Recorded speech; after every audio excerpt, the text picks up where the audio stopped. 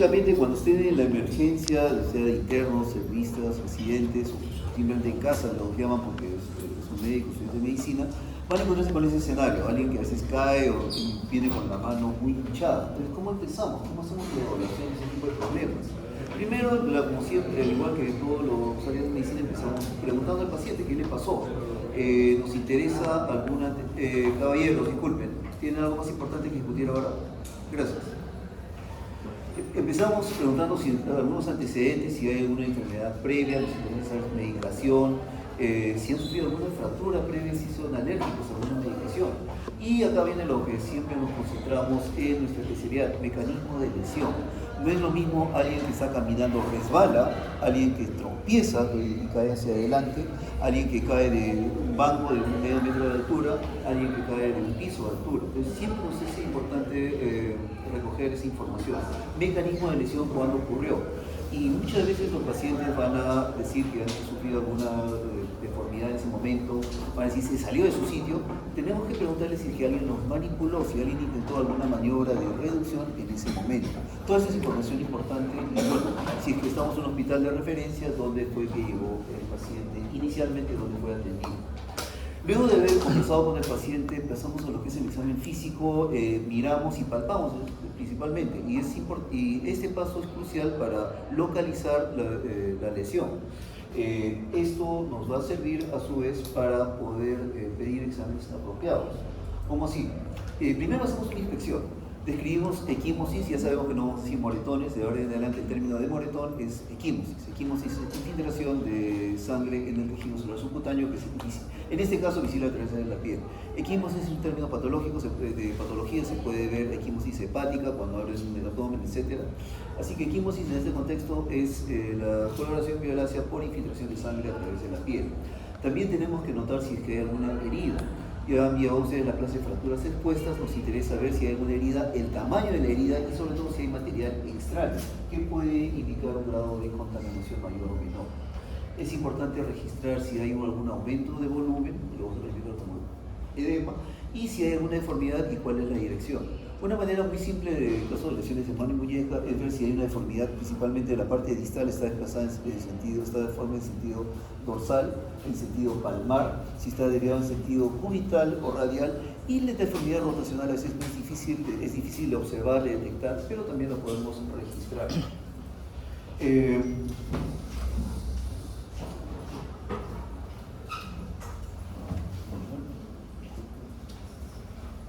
Entonces, cuando palpamos una muñeca, bueno, esos relieves anatómicos sí deben tenerlos en cuenta. Desde cubital, ya saben ustedes cuál es la tabaquera anatómica, muchas veces vamos a preguntarles eso tanto en las prácticas como posiblemente en el examen. ¿Cuáles son los límites de la tabaquera anatómica? En el piso de la tabaquera anatómica hay un hueso, lo vamos a ver más adelante, tienen que saber eso también, muy bien, exacto. Tabaquera anatómica, la estiloides radial. Todos ustedes pueden tocarse, hay un bultito en el dorso de la muñeca, ese es el tubérculo de Lister. Es importante porque por ahí va a cambiar de dirección el tendón del extensor largo del pulgar, uno de los límites de la tabaquera anatómica.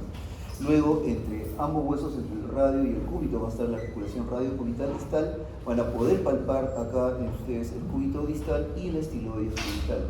Háganlo continuamente entre ustedes, que se les haga costumbre para que puedan, el examen cuando vean a los pacientes se les haga más sencillo. Bueno, lo que llamamos comúnmente muñeca en realidad son tres articulaciones. La articulación radiocarpal, que es la principal, hay un espacio entre el cúbito y el carpo donde hay un fibrocartílago, y está la parte de radiocubital distal, que es donde la parte distal es donde realiza la pronosupinación. Ayer en la clase teórica deben haberles explicado que la pronosupinación se realiza a lo largo de todo el antebrazo y el antebrazo es una articulación funcional. Bueno, son las articulaciones de las tres que mencionamos: radiocarpal, radiocubital distal y espacio cúbito-carpal. En general, los huesos del carpo siempre, si pueden aprenderse la localización de los huesos del carpo en las radiografías, sería genial. Si no, lo más importante es el hueso que se rodea con mayor frecuencia es el escafoides, tenganlo en cuenta. El hueso que es la base es el semilunar lunato. El pisiforme es este pequeño huesito que está flotando, que está inmerso dentro del tendón cubital anterior o flexo cardiomionario. El hueso más grande es el hueso grande, por supuesto. El trapecio es la base del pulgar y es donde hacemos la oponencia. Esos son los más importantes, son los huesos que más deben tener en cuenta. El espacio cúbito-carpal no es una articulación anatómica con tejido sinovial, pero dentro del espacio cúbito-carpal hay una serie de estructuras. La más relevante quizás es el fibrocartílago triangular. Histológicamente es igual a un menisco. Cuando uno cae puede impactar y puede lesionar ese fibrocartílago. Y ese complejo del fibrocartílago triangular contiene los ligamentos que dan estabilidad a la articulación radiocubital distal. Si se comprometen esos ligamentos por un traumatismo, va a haber una inestabilidad de la articulación radiocubital distal. Si tiene cualquier pregunta, puede levantar la mano e interrumpir, no hay ningún problema. Entonces, la moraleja, primera lección importante: antes de pedir radiografías, siempre hay que examinar. Un examen breve, somero, para saber exactamente qué es lo que vamos a evaluar. Una vez que podamos examinar, estas son las patologías más frecuentes que van a encontrar. Vamos a enfocarnos en los primeros, lo que son fracturas de radio distal y fracturas de escafoides. Cuando hablamos de fracturas de radio distal, muchas veces pueden estar acompañadas de fracturas del cúbito distal, así que vamos a ver esto en conjunto. Entonces, vamos a ver algunos aspectos radiográficos básicos. Una vez que hemos hecho nuestro examen, vemos si es que hay alguna alteración en la mano, en la muñeca, en el radio distal, cúbito distal o los huesos del carpo, tenemos que pedimos radiografías. Cuando ya saben ustedes, ya deben haber visto en la práctica que cuando sospechamos alguna lesión de cualquier segmento, tratamos de una sola incidencia, no va a ser suficiente, pedimos 2 incidencias, preferentemente en planos ortogonales. En caso de muñeca pedimos frente y perfil. Si queremos ser más específicos, póstero, anterior y lateral, pero como decir frente y perfil cubrimos básicamente todas las bases. Algunos casos especiales, cuando tenemos alguna duda, podemos pedir radiografías oblicuas, e incluso hay algunas incidencias especiales, específicas para huesos escafoides. Vamos a ver un momento. Entonces, siempre una sola radiografía no va a ser suficiente, pueden darles una imagen equivocada. Siempre pedimos 2 radiografías, preferentemente en planos ortogonales, 90 grados uno con otro. Eso son vamos a revisar algunas de las características que debemos observar en las radiografías. En la radiografía posterior anterior, en la frontal, este dato, lamentablemente nadie le gusta memorizar datos, sobre todo cuando tenemos celulares donde está toda la información registrada, pero con fines del examen sí les voy a pedir que recuerden esto. La inclinación radial, ese ángulo que es entre la perpendicular del eje del radio con la superficie articular del radio, normalmente es de 23 grados. En la radiografía lateral, la inclinación polar es la mitad, 11 grados más o menos. El cúbito y el radio normalmente deben estar a la misma altura. El cúbito puede estar 1 o 2 milímetros más, 1 o 2 milímetros menos. Si es un poquito más largo el cúbito que el radio, se va a decir cúbito variante cúbito plus. Si es un poquito menos, variante cúbito minus. Y eso es importante porque eso nos va a dar nos va a permitir evaluar si alguna alteración de eso nos va a ayudar para ver el grado de desplazamiento de las fracturas. Las líneas de Girula son 3 líneas que se trazan en la fila próxima y en la fila distal del carpo. La fila proximal, trazamos una línea continua entre el escafoides milinar piramidal, la parte distal del escafoides milinar piramidal, y la última línea está entre el borde del hueso grande y el anchoso. Esas líneas deben ser continuas. Si no quieren aprenderse cada uno de los fragmentitos, cada uno de los huesecitos del carpo, sí apréndanse que hay 3 líneas que deben ser continuas. Cualquier alteración en estas líneas les debe sugerir o bien fracturas de huesos carpales o bien disrupción, una lesión ligamentaria severa. En la radiografía lateral, el radio y el cúbito van a estar superpuestos. Entonces, lo que les dije, la inclinación radial en la frontal es de 23 grados, la carilla anterior del radio está mirando hacia la palma. Hay una inclinación polar de que es la mitad, 11 grados, por eso se van a acordar mejor. Y lo otro que deben tener en cuenta es que el radio, el semilunar, el hueso grande y el tercer metacarpiano deben estar alineados. Si hay algún desnivel importante, alguna alteración en zigzag, también les debe hacer sospechar que puede haber alguna alteración tanto en el radio distal como en los huesos del carpo, sobre todo el escafoides o la unión escafosemilunar. Para escafoides específicamente hay 2 vistas especiales. Una es si hacemos la dirección cubital, el escafoide se perfila mejor, Y la otra es simplemente le pedimos al paciente que una póster anterior, pero haciendo puño. Al hacer puño va a haber una ligera dorsiflexión de la muñeca y el escafoide se va a perfilar mejor.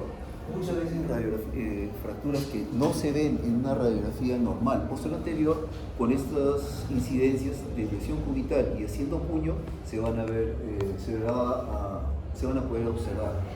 Aún así, muchas radiografías, muchas fracturas de escafoide pueden pasar desapercibidas, como vamos a ver en un momento. Y en niños es importante tener en cuenta que hay lesiones fisiarias, hay un cartílago de crecimiento, hay una fisis que muchas veces muchos especialistas nos llaman a las 2, 3 de la mañana, hay una fractura que resulta siendo un cartílago de crecimiento nada más. Así que en niños una cosa muy importante es pedir radiografías bilaterales. Lógicamente esta es una fractura de la metáfisis proximal, pero los cartílagos de crecimiento van a estar presentes. Así que acostúmbrense a verlo. Si tienen dudas pueden pedir radiografías del lado opuesto para comparar. Entonces, segunda moraleja importante, siempre cuando solicitan radiografías dirigidas y si tienen dudas incluso pueden tomar radiografías bilaterales. Vamos a entrar ahora ya al campo de lo que es la fractura de radio distal, que es la fractura más frecuente que van a ver que se ve en emergencia.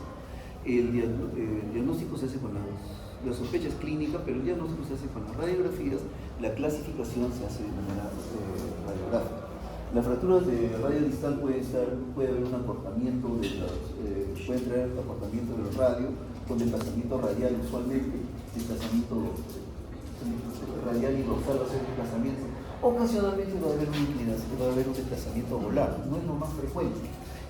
Y bueno, también puede comprometer la superficie articular. Así que las fracturas, todos quienes, por favor, levanten la mano, ¿quiénes han escuchado hablar el término fractura de Colles? Muy bien, bastantes. Fractura de Colles, tengan en cuenta, Abraham Colles fue un cirujano irlandés que describió la fractura de Colles antes que hubieran rayos X. Previo a eso, siempre todo el mundo pensaba que era una luxación radiocarpal. Él fue el primero que, examinando y viendo los especímenes cadavéricos, se dio cuenta que era una fractura de radio distal. Hoy en día seguimos usando el término como un homenaje. Sin embargo, fractura de Colles no es un sinónimo de fractura de radio distal. La fractura de Colles es un tipo específico dentro de todo lo que son las fracturas de radio distal, es un patrón de fractura específico. Entonces, esa es la clasificación AO que nuestros residentes, los especialistas en lo que nos manejamos. Siendo el segmento, ya todos ustedes están familiarizados más o menos con la clasificación A, que segmento 1, segmento 2, la epífisis distal es 2, 3, y en caso del radio es la R.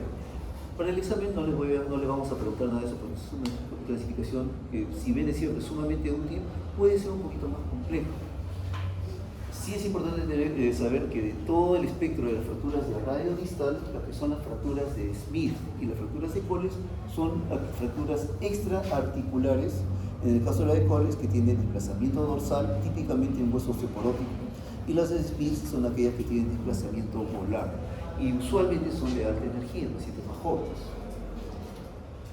Pero lo que sí tienen que saber ustedes es la clasificación universal. Y esto sí le vamos a preguntar, porque es una clasificación simple que puede ser aprendida por médicos generales y de varias especialidades. Nos hacemos dos preguntas. Uno, son 4 tipos. Si es articular, automáticamente vas a hacer 3 o 4, la más severa. Si es extraarticular, puede ser 1 o 2. Si no está desplazada una fractura in situ, es de tipo 1. Si es desplazada extraarticular de tipo 2, si no está desplazada y es articular de tipo 3, y si está desplazada y es articular es de tipo 4, la más severa. Bastante simple la clasificación. Y bueno, de ahí ya conocemos los términos, si es una fractura reducible y estable, si es una fractura reducible e inestable, o si es una fractura irreducible. ¿Todos están familiarizados con esos términos? ¿Hay alguna duda sobre esto? Bien, sigamos entonces. Esta clasificación es importante, uno, porque es simple, y dos, nos va a permitir tomar decisiones sobre si vamos a requerir tratamiento quirúrgico o no. Entonces, ese término de estabilidad, ¿qué es lo que define la estabilidad? ¿Cuáles son los criterios de inestabilidad de una fractura? Ya dijimos que en las radiografías iniciales, en la frente y perfil, valoramos algunas veces los ángulos. Dijimos que normalmente el ángulo de la lateral debe estar mirando hacia volar 11 grados, 10 grados, imagínense. Si la radiografía inicial vemos que el desplazamiento dorsal es de más de 20 grados, ese es un criterio de inestabilidad. Cualquier grado de desplazamiento polar, lesiones de mayor energía, también es un criterio de inestabilidad. Conminución significa el grado de fragmentación. Si hay una conminución extensa, también es un criterio de inestabilidad. Cualquier fractura que tenga compromiso articular también la consideramos inestable. Y si además de la fractura radiodistal hay una fractura asociada del cúbito, sobre todo de la base del estiloides, donde van a estar insertados el complejo del fibrocartílago triangular o a nivel del cuello del cúbito distal, también la vamos a considerar inestable. Y otro de los criterios importantes es que si hay un acortamiento del radio, normalmente dijimos que debía estar a la misma altura, más o menos 1 o 2 milímetros. Si el radio en la radiografía inicial está cortado más de 5 milímetros de arranque, eso también lo consideramos como una fractura inestable.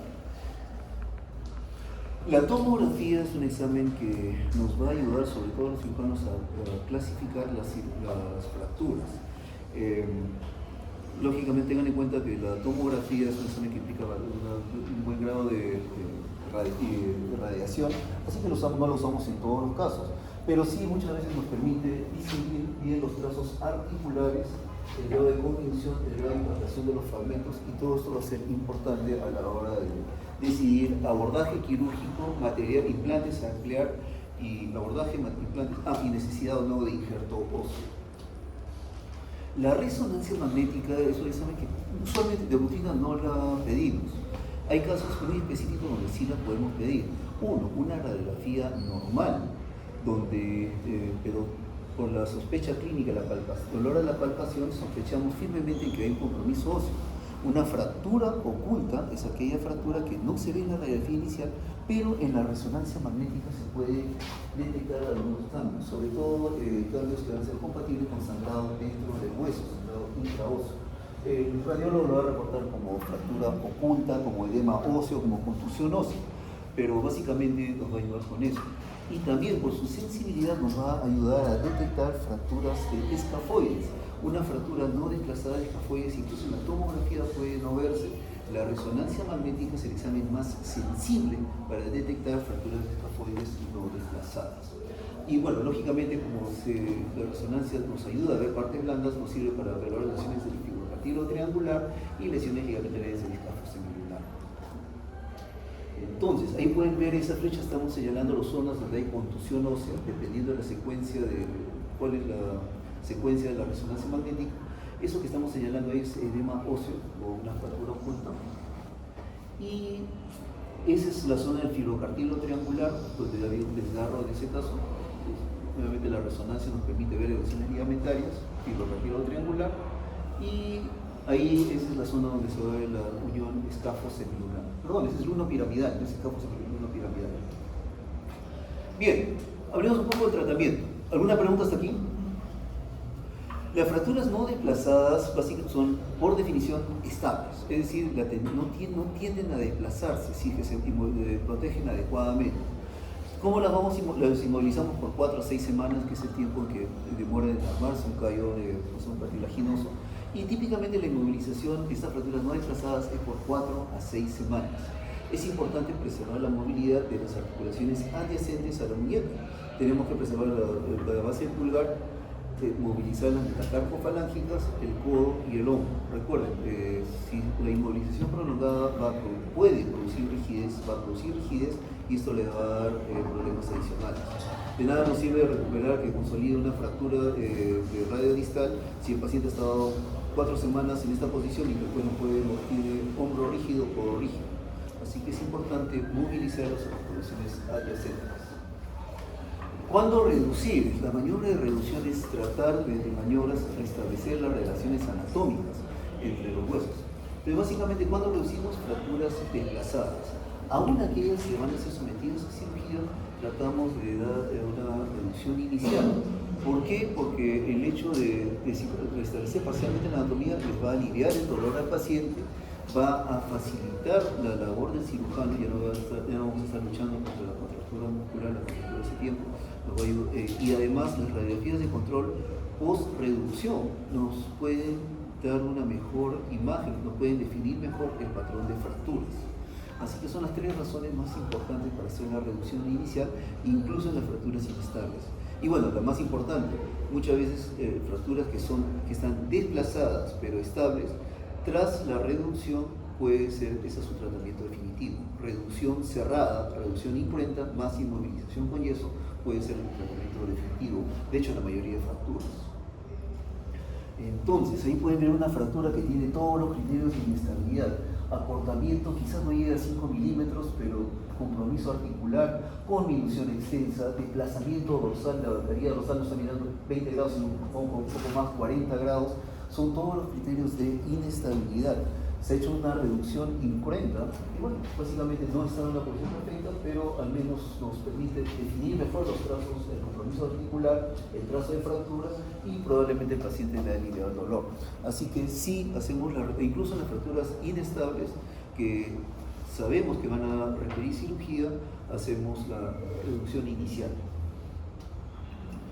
¿Cómo hacemos la reducción inicial? Básicamente eso es lo que llama el bloqueo de hematoma. Se inyecta justo en la zona donde uno palpa el desnivel, el foco de fractura, uno aspira, va a encontrar sangre probablemente con glóbulos de grasa que provienen de la médula ósea. Eso nos asegura que estamos en el foco de fractura. Inyectamos aproximadamente 5 centímetros cúbicos de lidocaína que incluso puede ser diluida, y bueno, eso nos va a dar un alivio parcial del dolor. Luego de ello hacemos las maniobras de tracción. En la mañana pudimos ayudar con el equipo a hacer una maniobra de tracción. En otra parte tienen los dispositivos de tracción, los marcos. Acá tenemos estudiantes de medicina y residentes, que son realmente mejores. Así que se hace una contratracción que puede ser hecho por uno de los ayudantes.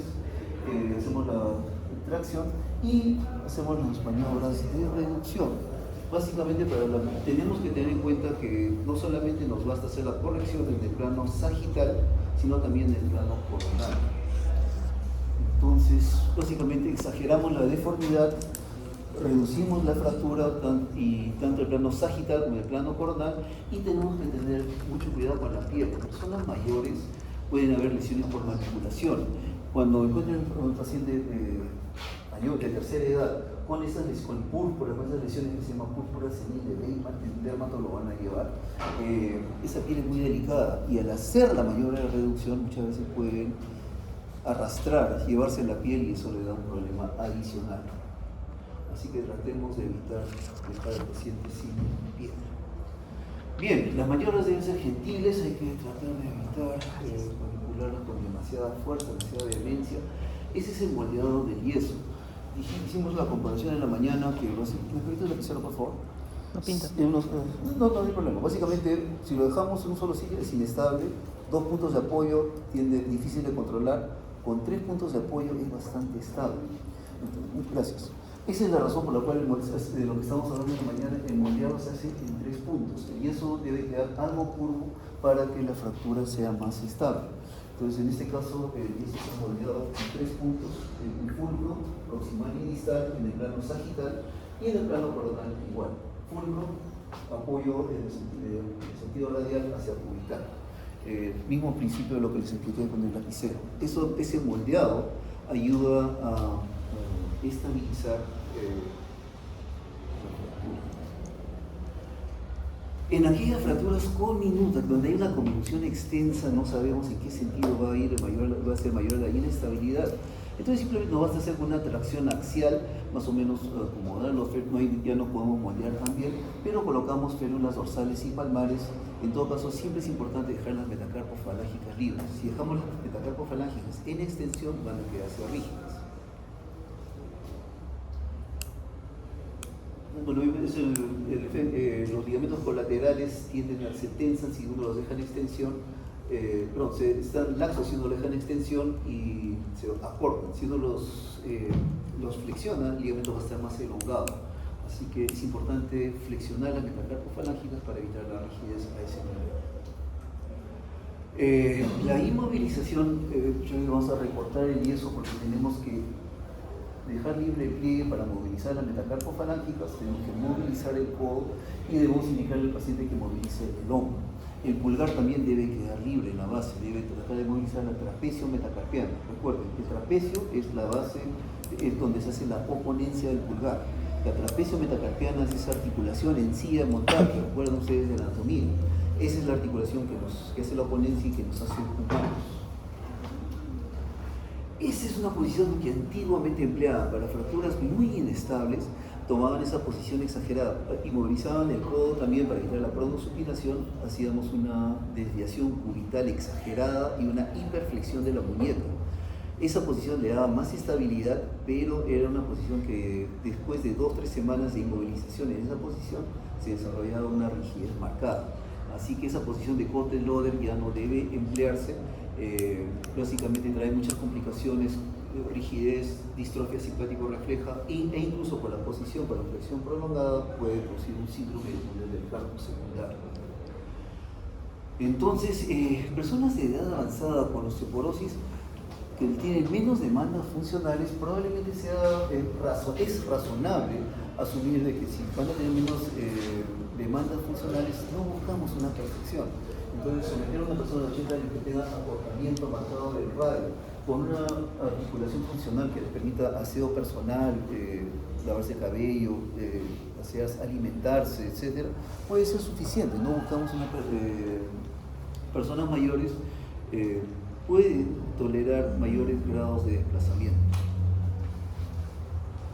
¿En qué casos operamos? En el caso de la fractura de cola es clásica, aquellas fracturas, lesiones osteoporóticas, extraarticulares, que tras una reducción inicial no nos convence, pueden ser sometidos a tratamiento quirúrgico. ¿Qué es desplazamiento secundario? El desplazamiento primario es aquel desplazamiento con el cual el paciente, que es conocido por el traumatismo inicial. El paciente llega, vemos su radiografía que hay un desplazamiento primario, lo reducimos, lo inmovilizamos y al cabo de 7, 10 días le pedimos al paciente que venga a un control. Y en el control, si vemos que todo está bien, nos quedamos contentos, seguimos con la inmovilización. Sin embargo, van a haber ocasiones en las cuales dentro del yeso va a haber un desplazamiento tras la primera reducción. Ese es el desplazamiento secundario. Y cuando hay desplazamiento secundario, esa es una de las indicaciones para decir, señor, disculpe, hemos intentado tratarlo con yeso, pero usted va a hacer esto, si ya se desplazó en la primera semana, probablemente se siga desplazando, va a ser mejor que usted sea operado. ¿Cuáles son las alternativas? Desde colocar los clavos Kirchner hasta hacer una reducción abierta, fijación interna con placas y con tornillos. Eso es lo que refiere a las fracturas de coles, que son las más frecuentes, aquellas fracturas extraarticulares y desplazadas. Las fracturas de Smith son aquellas llamadas coles reversa, y esto no se va a producir en la misma población de pacientes. Estas son fracturas que tienen ocasionadas por mayor energía de mayor magnitud. Va a haber el desplazamiento volar, la cortical volar debe ser sumamente resistente, mucho más resistente que la cortical dorsal. Si se compromete la cortical volar, significa que el traumatismo ha sido mucho mayor. Estas fracturas son inherentemente inestables y por lo tanto van a requerir tratamiento quirúrgico. Y ahí sí no bastan los clavitos Kirchner, sino es necesario la reducción abierta, fijación interna con placas y tornillos. Así que moraleja, eso es lo que tratamos, fracturas de Smith, tratamiento quirúrgico, no bastan clavos, placas y tornillos. Las fracturas articulares, en general, ya saben, ya han llevado ustedes la parte de fracturas articulares, sí requieren cirugía porque nos interesa restablecer la superficie articular. Ya sabemos todas las complicaciones que pueden derivar de un desnivel articular. Así que las fracturas articulares típicamente requieren una reducción abierta, fijación interna. Sin embargo, esto puede ser un poco difícil. Si hay combinación extensa, no hay dónde colocar, cómo fijar los fragmentos con tornillos. Entonces, muchas veces tenemos que aceptar un resultado subóptimo. Siempre debemos buscar que el desnivel, el escalón en la articulación, siempre sea menos de 2 milímetros. Y si hay brechas, espacios entre los fragmentos, estos de ninguna manera deben superar 5 milímetros. El no respetar estos parámetros nos aumenta exponencialmente el riesgo de desarrollar artrosis postraumática. Muchas veces podemos colocar injerto óseo, esto también se aplica para fracturas extraarticulares. Algunas veces necesitamos colocar injerto óseo para ayudar a soportar la superficie articular, para llenar la brecha, el efecto metafisial. En los últimos años podemos emplear asistencia artroscópica. Cuando miramos la articulación por dentro nos permite reducir el toda la superficie articular, porque estamos viendo un video indirecto. tiene mayor precisión, más que usar el arco en C, la radiografía en sala de operaciones, para poder conseguir una reducción mejor de la superficie articular. Lógicamente se requiere bastante aparataje, toma espacios, hay una curva de aprendizaje, pero sí, para pacientes seleccionados vale la pena. Y la otra ventaja es que nos permite ver cuando a veces en las radiografías no se ve tan bien, pero muchas veces violamos el espacio articular con los tornillos. Entonces, la artroscopía tiene dos ventajas principales. Una mejor reducción de la superficie articular y nos permite asegurarnos que no estemos violando la superficie articular con los implantes, en este caso con los tornillos. ¿Cuáles son las complicaciones de las fracturas de radio distal? De lejos, la complicación más frecuente de la fractura de radio distal es la malunión o consolidación viciosa. Es un hueso esponjoso, muy buena circulación, la probabilidad de que no consolide es sumamente baja, pero por las cargas y por las cargas mecánicas a las cuales está sometida, sí es muy probable que haya una malunión. La otra complicación que es relativamente frecuente es la inestabilidad de la articulación radiocubital distal. El síndrome de túnel del carpo secundario también puede ocurrir, y tanto por el callo como por la presencia de implantes puede haber irritación en este caso es una malunión o una no unión del cúbito distal. Y bueno, por la proximidad del nervio mediano puede producir un síndrome de túnel del carpo. Sí es importante recordar que tanto por el callo como por la deformidad como por la presencia de implantes puede haber irritación tendinosa. ¿Cuáles son los tendones que siempre pagan los platos rotos? ¿Quiénes son los tendones que sufren? El extensor largo del pulgar y el flexor largo del pulgar. Fácil de recordar. Pero tanto lo del extensor largo como el flexor largo del pulgar son los que más sufren y los que más se irritan, e incluso puede llegar a la rotura por la fricción. Bien, ¿alguna pregunta hasta acá? ¿Todo claro? Vamos a hablar entonces brevemente sobre lo que son las fracturas de escafoide. El escafoide es el hueso del carpo que se fractura con mayor frecuencia por su posición, que está inclinado tanto en el plano coronal como en el plano oblicuo. Se fractura a este nivel, muchas veces que tiene componentes oblicuos en los dos niveles, en las dos incidencias, va a ser muy difícil de evaluar. Entonces, por su posición, difícil diagnóstico. Todos ustedes pueden palparse acá en la tabaquera anatómica. Esta bolita que está acá abajo es la tuberosidad del escafoide. Así que básicamente ahí, en ese punto, ustedes cuando hacen esta maniobra están tocando su escafoide, están jugando con los escafoides.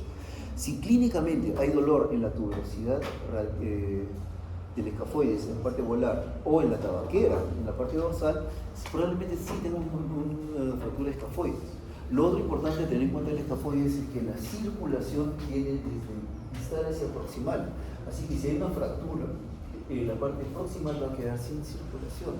Y es posible que desarrolle cualquier tejido sin irrigación. ¿Qué va a pasar? Necrosis. Necrosis avascular, exacto. Eso se va a ver también en otras partes de los huesos. Una complicación de las fracturas de necrosis avascular que puede ocurrir en otros lugares. Entonces, clínicamente va a haber dolor en la tabaquera anatómica y siempre requiere un alto índice de sospecha. Si no piensan en fracturas escafoides, se les va a pasar el 90% de las veces. Es difícil no es esas fracturas que uno ve en la radiografía y hay una fractura ahí. Es una fractura que muchas veces pasa desapercibida, uno tiene que buscarla activamente, e incluso si la radiografía está normal y persiste la sospecha clínica, uno debe insistir. ¿Cómo insiste uno? Básicamente hay radiografías especiales, ya mencionamos la incidencia, aquella con desvío cubital y haciendo puño. La tomografía a veces nos ayuda a ver mejor algunos trazos de fractura, no siempre es así. Aún la tomografía hay un porcentaje de falsos negativos. El examen más sensible después de 3 días es la resonancia magnética. La resonancia nos permite detectar fracturas ocultas, sobre todo es el examen más sensible para detectar fracturas de escafoides. Eso les pueden preguntar. ¿Alguna vez vino en el NAM una pregunta de esas? ¿Qué hacemos con las fracturas no desplazadas? Las vamos a inmovilizar. Como tiene circulación precaria, la inmovilización va a ser durante mucho más tiempo. Típicamente son 8 semanas para las fracturas de tercio medio, tercio distal. Fracturas más proximales pueden requerir aún más tiempo de inmovilización. Lógicamente, esto va a acarrear para algunas profesiones, médicos, en este caso nosotros, si fuera uno de nosotros, nos dejaría fuera de combate demasiado tiempo. Esa es una de las razones por las cuales, aún en fracturas no desplazadas escafoides, una alternativa totalmente válida es la fijación percutánea. Introducimos un tornillo bajo guía fluoroscópica y con eso lo estabilizamos lo suficiente para poder movilizar al paciente y que se recupere sus labores más rápido. Aquellas fracturas desplazadas sí van a requerir tratamiento quirúrgico. No hay forma de reducir una fractura de escafoides de manera cerrada. Una fractura de escafoides desplazada, si la vemos el trazo en la radiografía, más de 1 milímetro, está desplazada. Es muy probable que no consolide o no consolide adecuadamente, y en ese caso sí va a requerir un tratamiento quirúrgico. Puede ser percutáneo, una reducción percutánea bajo guía fluoroscópica podría ser. A veces tenemos que abrir el foco de fractura e incluso a veces tenemos que colocar un injerto óseo. Complicaciones de la fractura de escafoides, acá sí la complicación más frecuente de lejos es la no unión. No se vayan a confundir, pueden preguntar, ¿cuál es la complicación más frecuente de radio distal? Fracturas de radio distal, mal unión o consolidación viciosa. Complicación más frecuente en escafoides, no unión o pseudoartrosis. Otra complicación, en segundo lugar, viene de la necrosis avascular. También puede sufrir mal unión, también puede consolidar una posición no adecuada y bueno, artrosis y rigidez son lesiones comunes. Ok, hasta ahí, ¿alguna pregunta? ¿Todo claro? Bien, vamos a pasar a hablar de los osteomas pequeños, de los falanges y metacarpianos. Quizás he escuchado de John Charley, que es básicamente el padre de las prótesis de cadera, de traumatólogo reconocido por todos los ortopedistas de todo el mundo. Sin embargo, él es experto en cadera y decía que uno no debía, coloquialmente decía que uno nunca opera sobre un huesito que puede deglutir. Básicamente no creía en la cirugía de falanges y de huesitos metacarpianos. Eso fue hace 50 o 60 años. Hoy en día sabemos que hay ventajas claras, no todas las fracturas de falanges y metacarpianos se operan, pero hay algunos casos en los cuales sí. A pesar de su tamaño pequeño, los falanges y metacarpianos son huesos largos. Se forman por osificación endocondral sobre una base y por lo tanto tienen una epífisis proximal y distal, un segmento diafisiario y la zona de transición entre ellas que es la zona metafisiaria. Recuerden bien esas partes porque nos va a venir en los exámenes y parte de lo que sí deben saber. Son huesos pequeños, pero esos huesos pequeños están unidos entre sí por ligamentos, que son las fibras que unen huesos entre sí, y tienen una relación bastante cercana con los tendones, tanto extensores como tendones flexores, están en mucha proximidad.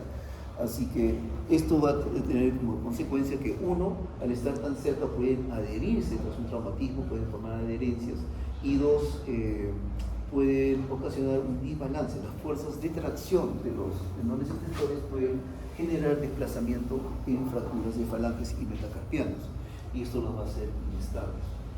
Entonces siempre es bueno observar deformidades en 3 planos. Algunas veces la radiografía va a verse alineada a una fractura, pero observamos clínicamente y va a haber una rotación. Todos los dedos, cuando flexionen, vienen sus dedos, van a apuntar hacia la tuberosidad de escafoides. Lo compara con el otro lado, puede haber variaciones menores. Cualquier grado de alteración les va a sugerir una rotación. La rotación no se ve en la radiografía. La gran mayoría de fracturas metafisiarias en las zonas de transición, tanto en la base de la falange como en el cuello de los metacarpianos, la gran mayoría de fracturas metafisiarias aisladas pueden tratarse de manera no quirúrgica, simplemente con una reducción cerrada y con protección. Pero cuando operamos, básicamente, las fracturas que son susceptibles de tratamiento quirúrgico son aquellas que tienen compromiso articular, las fracturas expuestas, y han visto la clase por qué. Cuando hay una alteración grosera del alineamiento, sobre todo la mala rotación, que no la vamos a ver en la radiografía, a veces tenemos que restablecer el balance músculo-tendinoso. Cuando hay fracturas que comprometen dedos adyacentes, sean metacarpianos o falanges adyacentes, con un mismo rayo, el metacarpiano y la falange, cada fractura por sí sola podría ser considerada estable, pero estas dos proximidad de fracturas en dos huesos adyacentes o cercanos va a aumentar el grado de inestabilidad, y esa es otra razón por la cual a veces tenemos que operar. Y bueno, cuando hay abulsión de partes blancas. Vamos a ver, las fracturas articulares pueden comprometer la articulación y pueden dar los problemas. Pero algunas veces, sobre todo en el nivel del proximal, esta impacción, esta deformidad, no solamente va a comprometer la articulación, sino va a producir una pérdida de contacto de las superficies articulares, que sabemos que es una luxación o incluso una subluxación, o puede llegar incluso a una luxación. Así que una luxofractura, una subluxación asociada a fractura articular también es un criterio para ser operado. Es un ejemplo de fractura articular, caso clásico en la radiografía. Había alguna duda, podría caer en ese lugar. Cuando abrimos encontramos que el fragmento estaba rotado más de 90 grados. Obviamente la radiografía subestima el grado de rotación.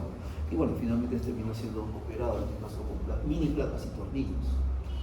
Esa es la luxofractura de Bennett. Sí tienen que recordar esa articulación trapecio-metacarpiana, es la que permite hacer la ponencia del pulgar, la que nos hace humanos esencialmente.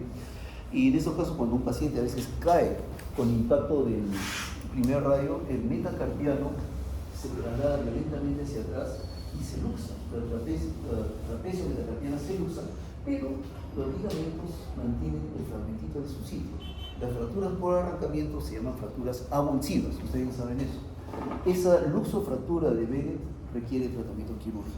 A veces simplemente fijación con un Kirchner, reducción y fijación con un clavo, a veces con tornillos interfragmentarios, pero lo que sí deben recordar es que la luxofractura de Bennett la tienen que detectar por el dolor, aumento de volumen de esa zona, y cuando la detectan la tienen que referir porque requieren cirugía. Fracturas expuestas también es otro criterio quirúrgico, tanto para reducir la estabilidad que permite ayudar a evitar la infección. Otro caso de fracturas expuestas, en este caso estabilizado con un fijador externo improvisado. Las fracturas diaficiarias es importante, a veces usualmente van a requerir cirugía también. Uno, para restablecer la longitud. Hablábamos de la importancia del balance músculo-tendinoso. Si es que, imagínense que es el tendón extensor y es un metacarpiano, si hay un acortamiento del metacarpiano, básicamente no va a generar suficiente tensión y va a haber un impedimento, uno no va a poder extender activamente. Entonces, muchas veces las fracturas diaficiarias las operamos con la finalidad de restablecer el balance entre el componente óseo y el componente tendinoso. Y hablamos que la rotación afecta muchas veces, la rotación no la vamos a detectar, tenemos que observar clínicamente al paciente, y cuando hay fracturas en huesos adyacentes, metacarpianos adyacentes, a veces también pueden requerir cirugía. Este es un caso clásico de malrotación. Pueden ver una radiografía que tiene una fractura de la cabeza de F1 falange proximal. No se sabe si se ve grado de desplazamiento, pero si uno lo deja tal cual podría consolidar. Sin embargo, desde el grado de mano, debería apuntar a la velocidad de control y está apuntando hacia el pasiforme, en lugar de tratamiento opuesto. La malrotación no se va a apreciar muchas veces en las radiografías. Ese es otro mensaje importante. Es un caso más esperado. Una fractura metaficiaria. Mandan la radiografía, la clásica, mandan la radiografía por WhatsApp. Parece que está bien, déjalo ahí. Llega hasta los 10 días totalmente rotado. Eso le da bastantes problemas para manipular objetos, para operar un teclado, etc. Es una lesión que es bastante incapacitante. Y eso es lo que hablábamos del balance músculo-tendinoso. El acortamiento de un elemento óseo va a reducir la tensión en el tendón y va a dificultar la capacidad de extender activamente. Otra de las razones para operar una fractura diaficiaria, tanto de falanges como de metacarpianos, es para restablecer ese balance. Caso de fracturas múltiples, primer y segundo metacarpiano, cada una de esas fracturas que no está tan desplazada, podría ser quizás susceptible de tratamiento no quirúrgico, pero al estar adyacente uno con otro va a aumentar el grado de inestabilidad, candidato a cirugía. Fracturas avulsivas, a veces, ¿qué es lo que por arrancamiento puede arrancarse? Las inserciones ligamentarias o las inserciones tendinosas. Entonces, típicamente hay los ligamentos colaterales, esta es la lesión pulgar de esquiador. El pulgar tiene ligamentos colaterales, en este caso por un movimiento forzado, por una desviación radial marcada de la metacarpo falángica del pulgar. A veces se rompe el ligamento, pero otras veces se arranca un pequeño fragmentito de hueso. Entonces, en esos casos es necesario operar. A veces usamos placas pequeñas o a veces lo amarramos con un alambre de cerclaje. No importa la técnica que se emplee, lo importante es respetar los principios. Si hay inestabilidad, en este caso por la lesión de la interrupción del ligamento colateral, es necesario restablecerlo con cirugía. A veces, esto es algo que van a ver con cierta frecuencia, es una lesión de la metacarpo falángica, no del pulgar, sino del meñique. Algunas veces vamos a encontrar que la fractura está estable, examinamos y hay cierto tope y hay algo de dolor. Entonces, algunas veces podemos optar por el tratamiento no quirúrgico, la mayoría de veces sí van a requerir cirugía. Esto es algo que van a ver con frecuencia. Típicamente en básquetbol, quiere recibir el balón, se va de largo y hay una hiperextensión de la interfalángica proximal. Eso duele, van a encontrar una equimosis extensa, un aumento de volumen. Y si la fractura, si ese pequeño fragmentito es más, eso no lo vamos a contar en el examen, pero sí es bueno conocerlo. Si el fragmento es mayor de 25-30%, va a ser inestable, va a requerir cirugía probablemente. Si es menor, si solamente ven un pequeño fragmentito en la radiografía lateral del dedo, básicamente lo pueden inmovilizar con flexión durante unas 2 o 3 semanas. Entonces, aquellas fracturas sin desplazamiento y estables son tributarias del tratamiento no quirúrgico. Esa es otra pequeña fractura. Bueno, esa es la foto que tomamos de esa pequeña plaquita especial, placa gancho. No tiene que acordarse el nombre, pero sí tienen que saber que aquellas fracturas inestables van a requerir cirugía. Bueno, mismo caso. Ese es lo que le decía, el caso clásico, la pequeña fractura avulsiva donde está la placa volar por bloquear un balón, por recibirlo. Van a encontrar una equimosis extensa, aumento de volumen. Sí, esos no requieren cirugía típicamente. Si no hay una tendencia hacia la luxación dorsal, lo pueden inmovilizar con flexión, que lo van extendiendo progresivamente. Lo que no deben hacer con estas fracturas es dejarlo inmovilizado en extensión. Si lo dejan inmovilizado en extensión, este fragmentito va a estar tenso, va a estar separado y ahí sí puede resultar inestabilidad. Así que esas fracturas no les deben poner esa felulita o el bajalenguas en extensión. Traten de dejarlos en flexión. Eso sí deben recordar. Y esa lesión eso es algo que se ve con bastante frecuencia. El básquetbol igual, ¿no? Sobre todo la falange distal suele presentar algunas fracturas avulsivas, tanto en el dorso por el aparato extensor del dedo de martillo o en la parte volar, donde hay un jersey finger, que es por la tracción del flexor profundo. Entonces, el jersey finger óseo básicamente ocurre cuando un adversario, un delantero habilidoso, se está escapando y uno trata de sujetarlo de la camiseta, se le va de largo y es tanta la fuerza que se genera que el tendón flexor arranca el fragmento del hueso. Es un paciente nuestro que era un sereno, un forcejeo que pasó eso, y arrancó todo un segmento de hueso. Las fracturas, el jersey finger, este tipo de lesión, sea tendinosa pura o con componente óseo, no hay forma de darle tratamiento no quirúrgico. Esos siempre van a requerir cirugía. La lesión, la avulsión del flexor profundo de los dedos. Pero en el dorso ocurre algo similar. Recibe un balón, el dedo se hiperflexiona y hay una pequeña fractura avulsiva del dorso. Esas fracturas ocurren lo contrario. Esas fracturas basta inmovilizarlas con una felulita pequeña tipo esta, con un bajalengua. Y el resultado suele ser óptimo, simplemente con inmovilización por 6 semanas. Eso se conoce como dedo de martillo óseo. Algunas veces pacientes que tienen algo más de demandas funcionales le pasamos clavitos percutáneos, rara vez lo hacemos, sobre todo cirujanos que quieren entrar a operar rápido, les hacemos ese procedimiento. Y bueno, eso también van a ver con cierta frecuencia, la fractura por aplastamiento del F3, están cerrando la puerta, ¡pum!, les chancó la puerta y llegan con bastante dolor. Y hay una colección de sangre. ¿Cómo se llama la colección de sangre? Hematoma, gracias, muy bien, hematoma. Hay un hematoma subunguial. Ese hematoma subunguial es doloroso, duele, porque la presión está ahí. Entonces el tratamiento ahí básicamente, inicialmente llega a emergencia con un dedito con un clip caliente o con una hojita con clip, podemos incluso anestesiar el dedo, 2 pequeños agujeros, drenamos el hematoma y eso les alivia rápidamente el dolor. Radiográficamente se puede ver una pequeña fractura no desplazada. Si la uña está en su lugar, no requiere ningún tratamiento adicional. Ahí el principal problema es que recuerden que la falange el lecho unguial, donde se adosa la uña, está pegada a la falange. Si hay una fractura y la falange y el lecho unguial hay un desnivel, puede que la uña no crezca de manera adecuada o crezca de manera irregular.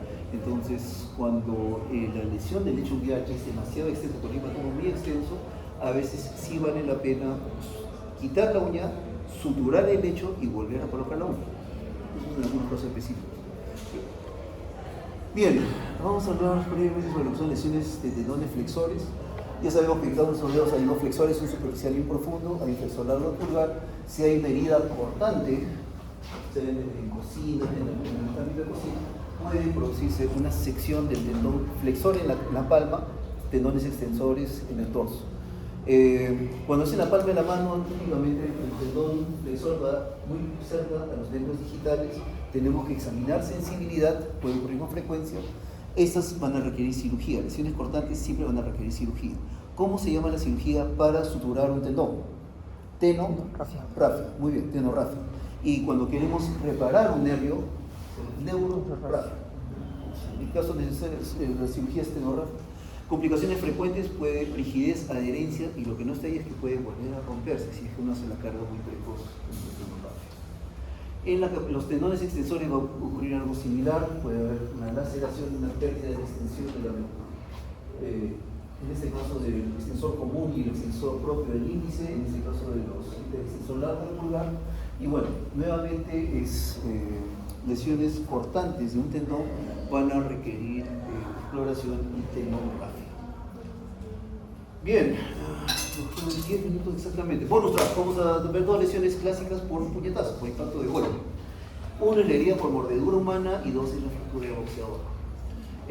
¿Por qué es importante? El hacer puño es un acto netamente humano. Ningún primate es capaz de hacer puño. Los gorilas, con toda la fuerza que tienen los dedos demasiado largos. ¿Sí? Pueden dar cachetadas, pero no. El hacer puño es un acto netamente humano. Incluso cuando estamos con cólera, sin ninguna intención de pegar a alguien, cerramos el puño, así que cada vez que cerramos puño estamos reclamando nuestra humanidad de buena cuenta. La herida por mordedura humana no es la clásica, es raro que ocurra el zombie que muerde. El escenario más común es al dar un golpe inadvertidamente impactamos contra un diente. ¿Y qué problema tiene eso? Nuestra flora, nuestra microbiota oral es una jungla, tiene todo tipo de gérmenes que son sumamente agresivos. Peptostreptococos, cocos gram positivos, anaerobios facultativos, fusispiroquetas, Echinella corrones es uno de los más característicos. Esta gran variedad hace que las infecciones sean muy virulentas, muy agresivas. Y el otro es que al momento de impactar puede convertirse la piel, el tejido celular subcutáneo, el aparato extensor, la cápsula articular e incluso puede ser una muesca sobre el hueso. ¿Y qué es lo que va a ocurrir? Va a llegar a la emergencia el angelito, vamos a ver, me he lesionado, me he golpeado, me he hecho un cortecito. Van a verlo tal cual está ahí y debajo de la piel van a ver el aparato extensor intacto. Entonces, lo que usualmente corresponde hacer ahí es pedirle al paciente que no solamente examinemos en extensión para ver el aparato intacto, sino tenemos que pedirle que haga puño para poder evaluar de mejor manera el grado del córtex, el compromiso del tendón, de la cápsula y del hueso. Estas infecciones son muy virulentas, no se suturan. Lección importante acá, estas lesiones llegan a la emergencia, anestesia, expanden un poquito, lavan y inician antibióticos, amplio espectro y la dejan abierta. 2-3 días después, si no hay signos de infección, recién ahí lo pueden cerrar, reparar. Si uno lo cierra, hace la sutura de la herida al momento inicial, está dando a los anaerobios un ambiente propicio para que crezcan y pueden ser infecciones severas, terminan incluso en amputación o en sepsis. Así que estas infecciones son sumamente severas, estas heridas por mordedura humana no se suturan inicialmente. Y la otra es la mal llamada fractura del boxeador. Típicamente el impacto óptimo se hace con el segundo y tercer metacarpianos, que están en línea con el radio y permite transmitir la fuerza de manera más eficiente. Estas fracturas típicamente ocurren en las peleas del bar, que está bien borrachín, da un golpe, no sabe dar un golpe, da un mal golpe y ¡pum! Justo se golpea acá. O a veces cuando da el golpe bien, pero esquiva y justo impacta la parte que no debe. Entonces estas son fracturas que típicamente afectan la metáfisis distal, el cuello del quinto metacarpiano y tienen una angulación volar. Felizmente, dado que el quinto metacarpiano, la base de la articulación con el ganchoso es sumamente móvil, estas fracturas toleran buen grado de desplazamiento, hasta 40 grados de desplazamiento están reportados. Así que la gran mayoría no va a requerir cirugía, pueden requerir una reducción cerrada, en la cual básicamente uno le pide al paciente que flexione uno lo anestesia, un bloqueo de nervio cubital, pide que flexione el dedo, usa la falange proximal para empujar la cabeza del metacarpiano en extensión y reducirlo, y lo fija con una férula de yeso. Uno toma un yeso de 4 a 6 pulgadas que vaya acá alrededor y lo moldea en la posición funcional. Muñeca, ligera extensión, metacarpofalángicas flexas.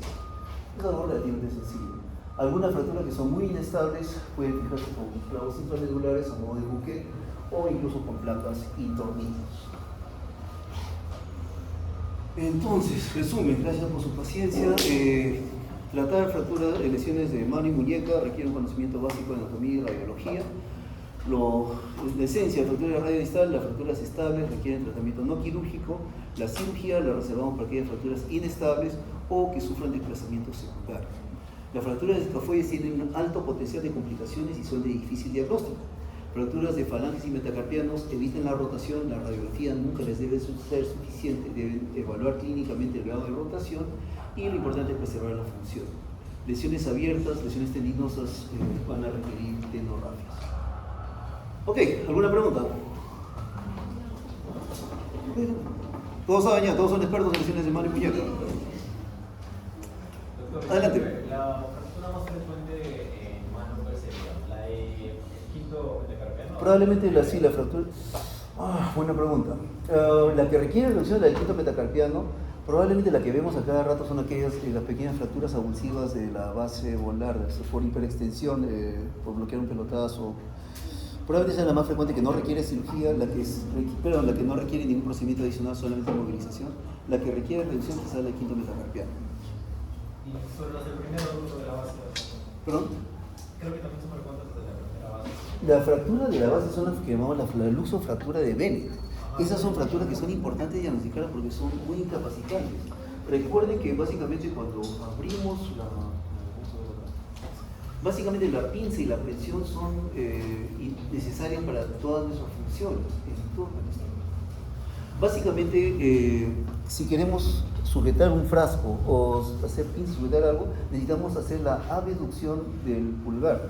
Sin embargo, en la luxofractura de Bennett se va a usar en sentido proximal y el aductor del pulgar va a hacer que esto se cierre, este espacio. Entonces, cuando queramos sujetar un objeto, no va a haber el metacarpiano, va a estar en aducción, no tenemos cómo sujetarlo. Estas fracturas son muy limitantes y esa es la razón por la cual esta luxofractura de Bennett va a requerir cirugía. Y es importante detectarlo. A veces, simplemente por la incidencia, se venía superpuesta, no se llega a ver bien. Clínicamente es algo muy útil abrir el lumbar y pedir al paciente que abra los pulgares. En ambos casos debería abducir casi 90 grados, todos ustedes deben ser 90 grados. Si hay una luxación, esa no se va a poder abrir, no van a poder abrir el primer rayo con comodidad, y lo que va a pasar es que muchas veces van a hiperextender la metacarpofalange. Entonces sí le va a dar un problema, sí son incapacitantes. Luxofractura de Bennett técnicamente el nombre es luxofractura trapecio metacarpiana más fractura de la base del metacarpiano. Luxofractura de Bennett lo conocemos. ¿Alguna otra pregunta? No, gracias, me preguntó.